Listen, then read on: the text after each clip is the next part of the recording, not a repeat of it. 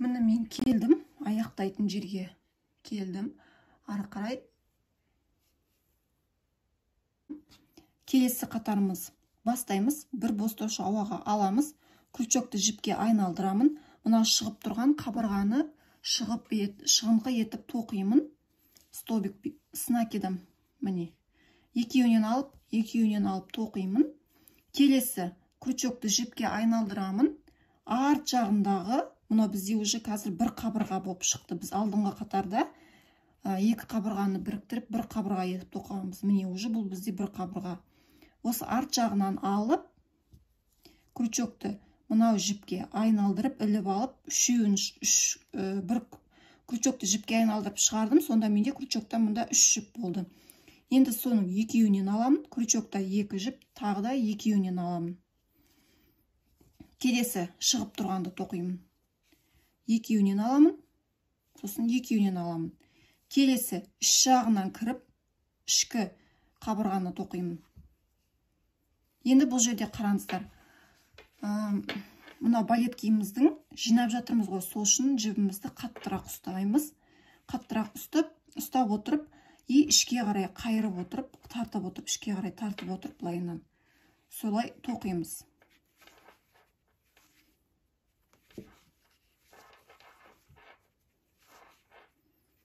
Сосын жаңағындай ішкі, сыртқын сыртқа тоқимыз. Айналдырып, до конца тоқимыз. Сосын сіздерде тағы да бір айтатын лайфхак болсын. Мына жерлеріңізді қараңыздар, осылай тоқып келе жатқан кезінде кішкене волны болып кетсе, осындай кең болып қалса, қысқартуға болады оны. Дәл мына жерде қысқартқандай, мына жақтағы қатарларды да қысқартуға болады. Мен мысалы мына жеріміз біздің аяғымыздың жіңішке ғой, ішке қарай қайырылып тұратын осы жері. Сол жерден примерно бір мына жер мен мына жерден екі жерінен алып, мынау нені қысқартқым келіп тұр. Мына жерінен біреуін, мына жерінен біреуін примерно алып жатырмын да. Осы жерден осы екеуінен қабырғаны қысқартқым келіп отыр. Мен қазір до конца жаңағы схема бойынша, сызба бойынша тоқимын да, айналып келемін да, примерно жерге келген кезінде ары қалай қысқартуға болады, соны көрсетемін. Міне мен келдім, жаңағы айтқан жерге келдім. Енді қысқартамын. Крючокты айналдырып алдым осылай жіпке, сосын петляға кіріп, жібімді осылай айналдырып шығардым. Қазір менде мұнда 3 жіп крючокта. Сосын келесі петляға кірдім. Тағы да мына жақтан жіпті іліп алып, крючокпен алып шығардым. Сонда менде мұнда 4 жіп болды. Енді осы 4 жіптің үшеуінен бірақ осылай шығарам. Бәрінен бірақ шығарам, төртеуінен деген үшеу деп қой. Төртеуінен бірақ шығарам. Міне бізде мынау мен мынау екі косичкамыз қосылып, бір косичка болып, бір қабырға болып шықты. Міне енді тағы да сәл ары қарай тоқимын. Егер сіздер осындай болып волны кетіп жатса, сондай әдіспен қысқартуға болады. Ол үшін қайтадан сөйтудің қажеті жоқ. Даже бір-екеуін ғана емес, бірнеше жерден де қысқартуға болады. Міне енді мына жерден қысқартам. Менде крючоктар 3 жіп, келесі косичкаға кірдім, іліп алып шығардым, крючокта 4 жіп, сосын тағы да мына жерден крючокты жіпке ілдім да, төртеуінен бірақ шығардым. Міне осындай әдіспен қысқартуға болады. Бұл бізде енді келесі қатарда біз қысқартылған болып шығады. Біздің неміз, балеткамыз.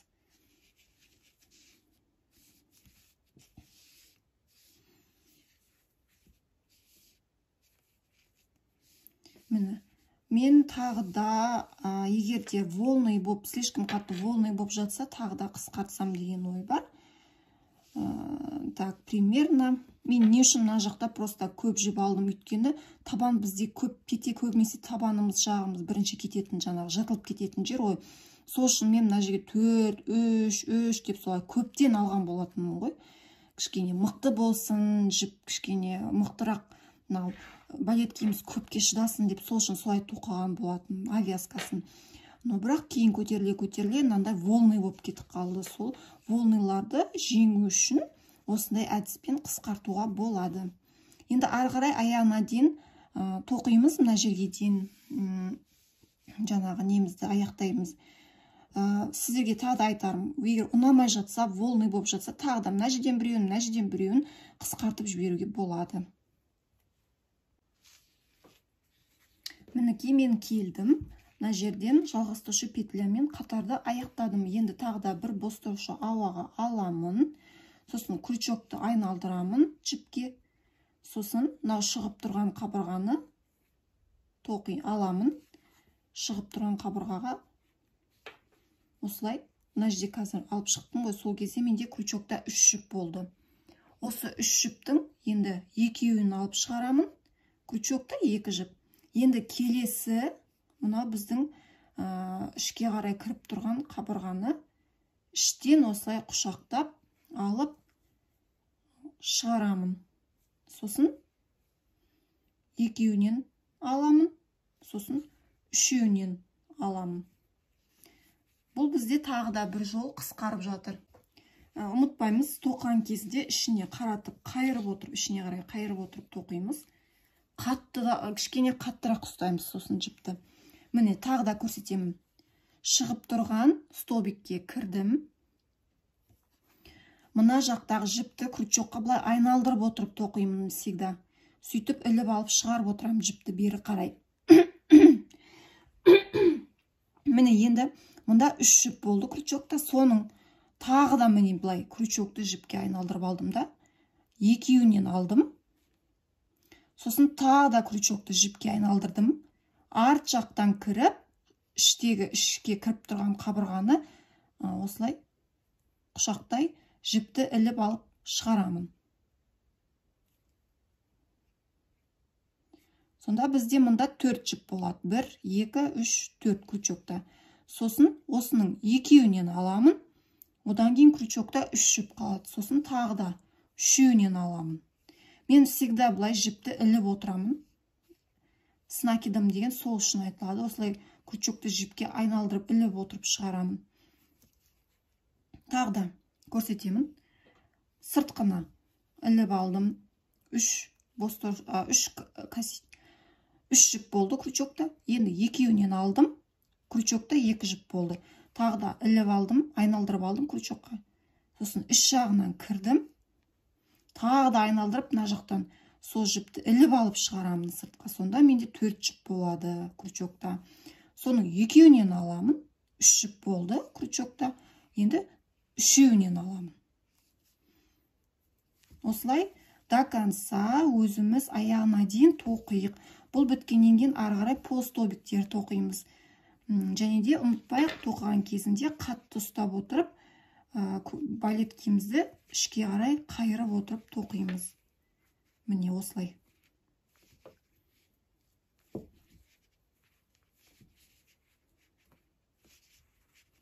Осылай тоқимыз. Аяғына дейін тоқимыз. Мына жерді айналдырып келіп, мына жерге келген кезде жалғастырушы петлемен аяқтаймыз. Мына жерлерде барлық қатарда полстолбик болып тоқылады бұл жерлердің барлығы. Ары қарай енді өзіміз тоқиық.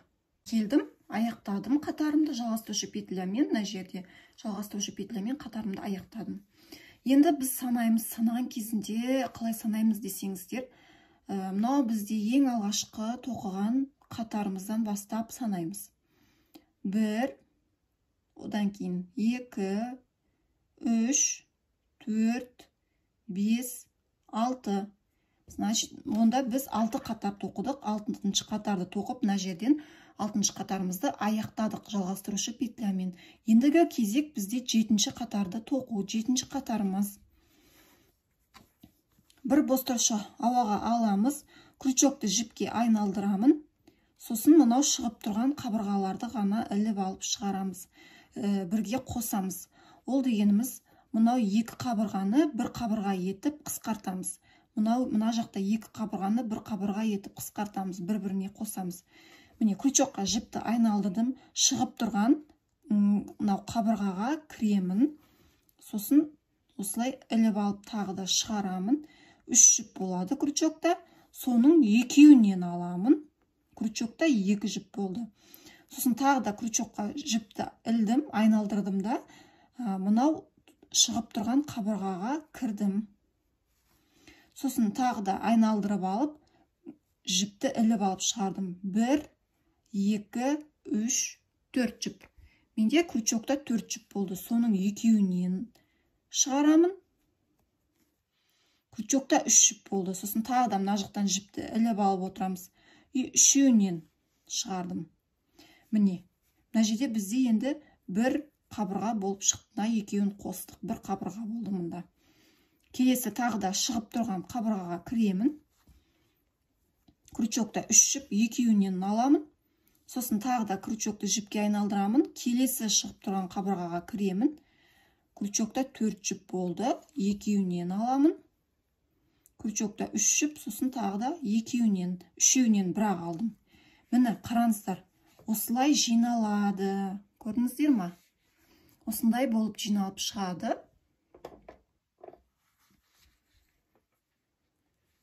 Ары қарай енді өзіміз тоқимыз.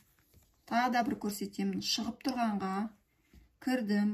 Крючокта 3 жіп болды. Тағы да жіпті іліп алып, айналдырып алдым да. Екеуінен алып шығардым. Крючокта 2 жіп болды. Тағы да айналдырып алдым да. Келесі шығып тұрған қабырғаға кірдім. Міне. Крючокта 4 жіп. Соның екеуінен алдым. Сосын үшеу болды. Сосын үшеуінен бірақ шығарамын. Осындай әдіспен тоқимыз, до конца тоқып. Мына жерге айтайын, мына жерлерде полустобиктер кетеді, айналдырып, полустобик тоқып келіп, мына жерде жалғастырушы петлямен 7-ші қатарды аяқтаймыз. Ары қарай енді өзіміз тоқиық. Сіздерге айтайын, мына жерде мен бағана ең бірінші қатарда жаңағы қысқартқан жері бар ғой, сол жерде қысқарттым. Одан кейін келесі қатарға көтерілген кезінде де тоже сол жерлерден қысқарттым. Сосын жаңа алдыңғы қатарда тоқып жатқан кезінде мына жақтың бәрін айналдырып тоқып жаттым ғой, сол кезінде сол тоже мына жерден біреуін қысқарттым. Одан кейін мына жерден тоже екеуін алып қысқарттым. И мұнан біреуін алып қысқарттым. Себебі менің мынау нелерім жиналмай кетіп бара жатты да, содан кейін алдымда солай қысқарттым. Сіздер де солай қысқартсаңыздар болады. Одан ешқандай балеткаңыз жаман болып қалмайды. Волныйды солай жеңбесек, бізге волный болған балеткамыздың түрін және де аяғымызға үлкен болып көрініп қалады. Сол үшін солай қысқартамыз. Мен енді мына жерде осы қатарымды аяқтадым. Мына жерде жалғастырушы петлямен аяқтадым. Енді бұдан ары қарай мынау біздің мына жерде косичкаларымыз болады. Міне мынандай косичкаларымыз. Мынау косичка. Осы косичкаларға кіріп тоқимыз.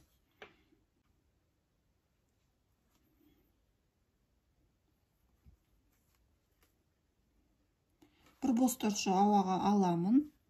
Мынау тұрған косичкаға столбик без накид тоқимын. Без накид, міне крючокта 2 жіп, осы 2 жіпті осылай алып шығарамын. Без накид деген бізде қазір міне, мынау бізде крючокта 1 жіп қой. Соны аламын да мен мына косичкаға кіремін. Ешқандай былай іліп алып шығармаймын. Крючокта 1 жіп болады, соны былай кіргіземін косичкаға. Сосын барып мына жіпті іліп алып шығарамын. Сонда менде крючокта 2 жіп болды. Сосын барып мына жақтан айналдырып, осылай шығарамын. Бұл бізде без накид деп айтылады. Осындай без накид столбиктер тоқып шығамыз.